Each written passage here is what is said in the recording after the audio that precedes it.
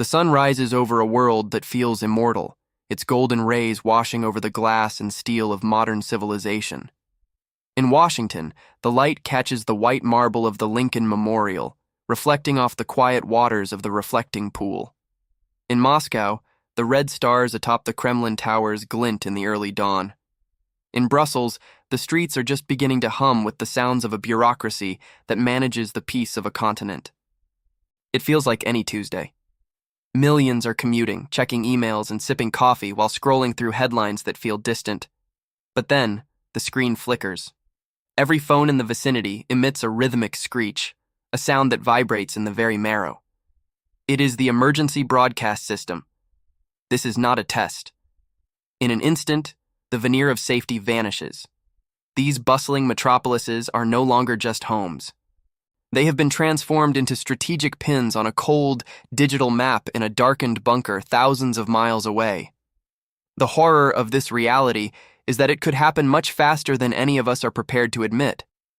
We often comfort ourselves with the idea that war is a gradual escalation, a slow march of diplomats failing. But in the age of hypersonic missiles, the risk is terrifyingly real. The clock is already ticking, and the fuse has been shortened. We are living in a moment where the luxury of time has been stripped away, leaving only the cold logic of the strike. To understand why these specific cities are at risk, we must look at the global context.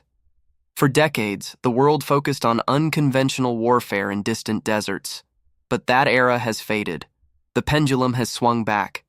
We are now standing in a global powder keg, watching a shift from localized conflicts back to the threat of total state-on-state conflict. The great powers are no longer just posturing. They are preparing for the unthinkable. This is a game of high-stakes chess where the board is the entire planet. Let us look at the first target, Washington, D.C. To an aggressor, this is not a city of history. It is the brain. It is the command and control center of the most powerful military. The motivation for a strike here is simple and brutal: decapitation. By targeting the Pentagon and the White House, an enemy seeks to sever the head of the American leadership. If the orders cannot be given, the response cannot be coordinated. Within minutes, the most sophisticated defense system ever devised could be rendered a headless giant, struggling to react as the world burns. Across the vast plains of Eurasia lies the second target, Moscow. If Washington is the brain, Moscow is the fortress. It is the central hub of the Eastern Defense Grid, a city built with the scars of history and the paranoia of the future. Deep beneath its surface lies a labyrinth of bunkers. Here, the tension of mutually assured destruction, or MAD, is a physical weight. A strike on Moscow is an attempt to shatter the resolve of the East, yet it carries the terrifying guarantee of a retaliatory strike that would end human history. It is a fortress that, if breached, ensures that no one else remains to celebrate the victory. Then there is Brussels, known as the Alliance Hub. As the headquarters of NATO, this city represents the ultimate symbol of international cooperation.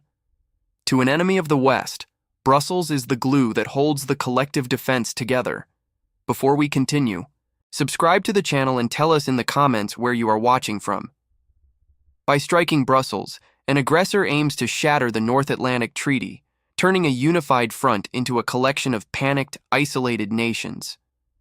The realization is chilling. In the first hour of a global conflict, the destruction of these three cities would leave the entire world leaderless. The brains would be gone, the fortresses cracked, and the alliances dissolved, leaving humanity to drift into a dark, chaotic void before the first morning sun has even set.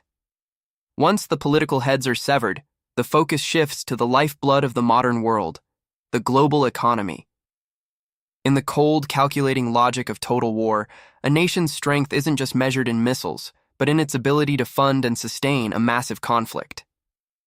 The collapse of the global financial grid is as devastating as any physical bombardment. It is a form of invisible warfare that doesn't just destroy buildings. It erases the very concept of value, plunging billions of people into a primitive struggle for survival before the smoke even clears. This is a form of warfare that strikes at the soul of civilization. The very foundations of our order crumble. Deep in the winding streets of the City of London, the pulse of finance beats with every trading second. As target number 4, London is the financial heart. To strike here is to paralyze the banking system. If the servers at the London Stock Exchange went dark, the shockwaves would be felt everywhere. Pension funds would vanish and currencies would plummet. For an antagonist, the impact on global markets is a weapon of mass disruption. It is not just about rubble. It is about the silence in the bank accounts of millions, turning every citizen into a victim of a war they cannot see. The heart of finance stops beating. Moving east, the focus shifts to the industrial engine of the 21st century. Beijing stands as target number 5, the factory. While Washington provides the strategy, the East provides the material. In a state of total conflict, Beijing's industrial might is the enemy's greatest asset and its most glaring vulnerability. Cutting off the ability to resupply weaponry is a tactical necessity. A strike on this industrial core would halt the production lines of the world. The flow of electronics would cease, leaving modern armies to fight with the dwindling stocks they have on hand. It is a move designed to ensure that once the first wave is spent, there is nothing left to replace it. In the vast expanse of the Pacific, the geography of war becomes precarious. Tokyo serves as target number 6, the Pacific Shield. Its importance lies in its role as a critical forward base for Western forces. With rising tensions regarding regional alliances, Tokyo is a linchpin in the defense of the ocean. To an antagonist, removing Tokyo is about more than just urban destruction. It is about pushing back the reach of the West and securing dominance over important trade routes. The fall of Tokyo would signal the collapse of the maritime order, leaving the Pacific open to those with the boldness to claim it. A single event in the Tokyo harbor could change everything forever. In the Middle East, the ancient sands hide modern triggers. Tel Aviv, target number 7, is the regional flashpoint. It is the center of a geopolitical powder keg where even a localized strike could be the spark that ignites World War III. The web of religious and political tensions means that a conflict here rarely stays within borders. Which of these cities do you believe is currently the most vulnerable in our modern climate? Let us know in the comments below, and if you haven't already, subscribe to join us as we delve into the final, most symbolic targets in the next part of this series. The fall of these hubs creates a terrifying domino effect. Each strike accelerates the next as the world's systems of communication and supply fail. As the heat rises, a grim revelation begins to dawn on the survivors. This is not a war being fought merely for territory. Total war is designed to break the will of the people. By targeting the places where we live and trade, the antagonist seeks to crush the human spirit itself. It is the realization that in the eyes of a cold enemy, every civilian center is a battlefield, and every soul is a target in the quest for ultimate dominance. The silence that follows the strike is the most terrifying sound. Transitioning from the regional flashpoints of the Middle East, the gaze of the antagonist shifts back to the vast blue of the Pacific. Target number 8 is Honolulu, specifically Pearl Harbor. This is the strategic gateway. History repeats itself, and in a modern conflict, this mid-Pacific sanctuary remains the essential bridge between the Americas and Asia. To strike here is to sever the logistical tendons of the Western naval presence. Without this gateway, the ability to project power across the waves is crippled, leaving distant allies to face the storm alone. It is a blow that echoes through the decades, reminding the world that the ocean offers no true hiding place from ruthless total war. The strategic gateway is not just about ships, it is about the control of the horizon and the maritime routes that sustain our world.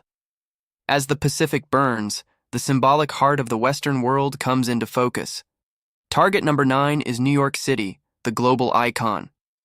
Unlike Washington, which holds the sword, New York holds the power of the image. It is the self-proclaimed capital of the world, housing the United Nations and the spirit of global culture.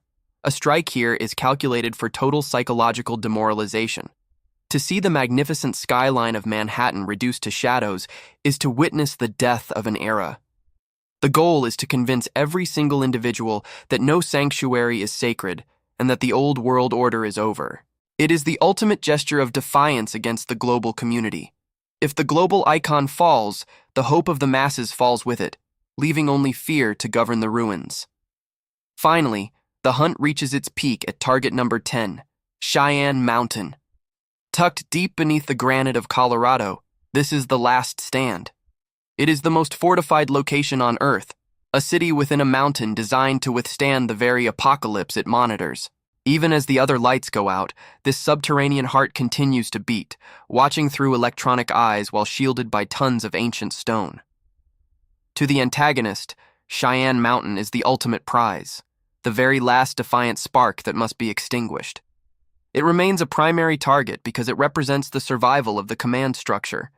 It is the paradox of our survival, a place built to endure the end of everything, yet a target that ensures the conflict remains relentless until the very bedrock is shaken. When these 10 lights go out, the world that remains is unrecognizable. The immediate aftermath is a complete lack of connection. The internet, the digital nervous system of our species, collapses as satellites fall. The great silence descends. Then comes the cooling. As smoke and ash rise from these 10 hubs, the sun is veiled, and the bitter reality of a nuclear winter begins to take hold. The seasons stop, the crops fail. The intricate systems that once fed billions are gone, replaced by a primitive struggle against the encroaching cold. The world becomes a graveyard of ambition, where the gold and data of the previous age mean nothing compared to a spark of warmth. The fabric of our reality, woven through centuries, unravels in a matter of days. In this final hour, humanity looks back at the ruins of its own making. The protagonist, the collective soul of billions, realizes that total war has no victors. There are no flags to wave when the air is poison and the soil is scorched. We are left only with survivors living in the haunting skeletal remains of civilization. The pursuit of dominance has led to a shared tomb, proving that the antagonist of war destroys both the victim and the victor. We must ask ourselves, is the pursuit of raw power truly worth the ultimate price of the world? To understand how to prepare for the unthinkable, watch our follow-up video on how to survive the first 48 hours of a global collapse. Join the discussion in the comments. How do we prevent these 10 targets from ever becoming a reality?